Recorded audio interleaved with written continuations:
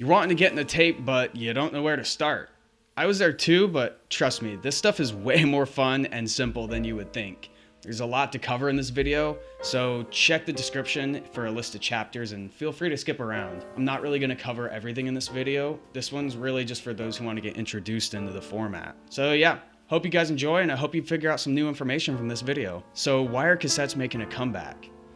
Well, it's all down to physical media. In a world of streaming where you no longer own anything, it's extremely refreshing to actually own your music for once.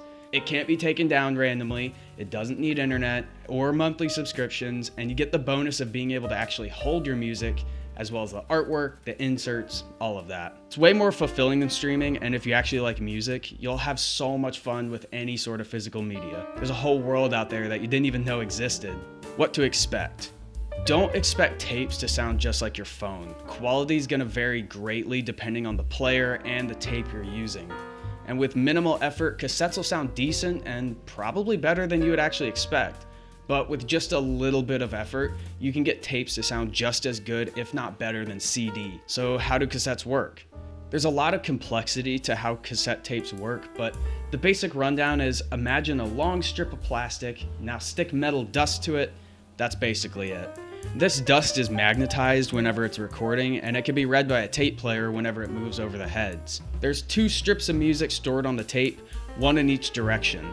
That's probably why you've heard of flipping the tape. Of course, with the music being stored on a magnetic signal, any old magnet has the power to erase the tape.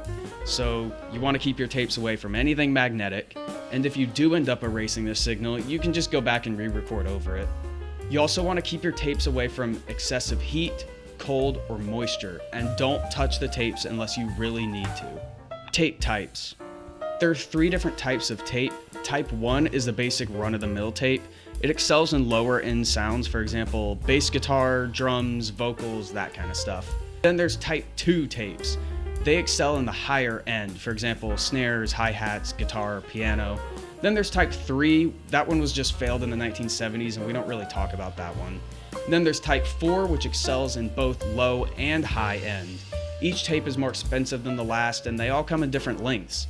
You can find anywhere from 30 to 120 minutes, although anything above 90 is going to be a thinner tape and will probably cause problems later down the line. Anatomy of the tape deck.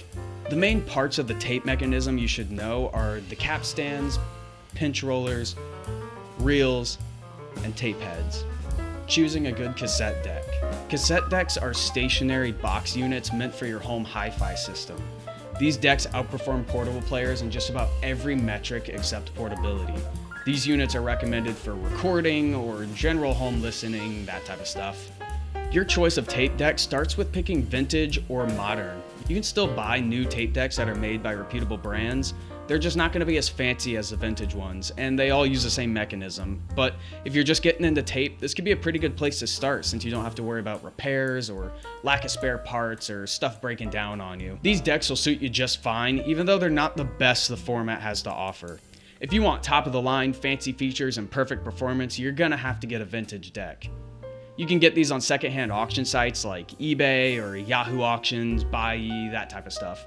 But they can also be found in your local thrift stores or pawn shops, so get out there and see what you can find. All cassette players use little rubber belts to power the mechanism, and these belts slowly turn to goo over time. And generally, whenever you're buying a cassette deck that's vintage, just expect to have to replace the belts. This can limit what decks you should buy, since not all decks have a belt kit available online.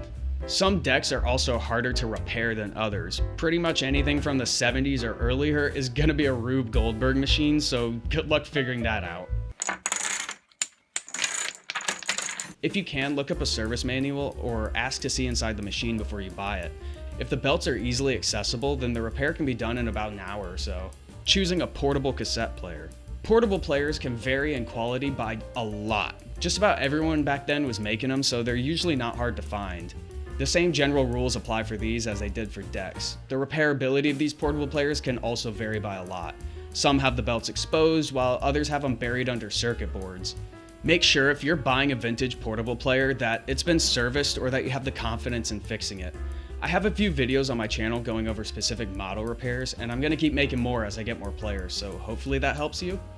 Anything with the Walkman name on it is going to perform great, assuming it's been serviced. If you want to buy a modern portable player, the best ones you can find are the Theo CP13 or the We Are Rewind. Those will get you by just fine without the hassle of price or maintenance, repairs, that type of stuff. How to record music onto a cassette tape.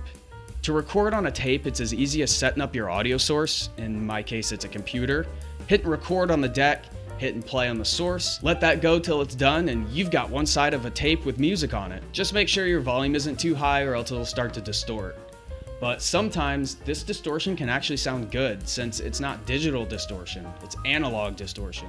If you have a fancy home deck, you can even calibrate your tape to get more performance out of it. Maintenance. To keep your tape deck or portable player in good operating condition, you're gonna have to do some routine cleaning of the tape path. After playing lots of tapes, especially older and dirtier ones, a bit of debris can build up on the parts that touch the tape. All you need are Q-tips and isopropyl alcohol. 90% or higher is what I use. Just a little bit of alcohol and cleaning the rubber pinch rollers and playhead will keep your machine sounding and working great. If you've ever heard about tapes getting chewed up, this is most likely the main cause for that. So you won't ever really have to worry about chewing up tapes if you keep it clean. Resources and community. There are many great resources online for troubleshooting, learning, or community in the tape world. A great place to start would be the cassette culture community on Reddit, as well as the tape forum over at Stereo to Go. There you'll find countless resources to learn more about specific tapes, specific machines, or repair processes. Walkman.land, Walkman Archive, and Walkman Central are great sites to learn more about specific players or find ones that you're interested in. So now that you have all the info you need to start using tape in the modern world, get out there. It's a fun, relaxing, and rewarding hobby that will get you more in touch with the music you enjoy, as well as learning a little bit about mechanics and repair. You'll quickly notice as well how things back then are not made like they are today. They were way better back then. So go get some tapes, go find a player, and start making some physical media for yourself. That does it for this guide. I hope you learned some new information, and I really hope this inspires you to go out there and see what you can find at your local stores. Trust me, you would be surprised what you can come across. I think my next video is going to be a review of a mini disc player, so that'll be something new. If you want to see that, just stick around and you'll eventually see it. Thank you so much for watching.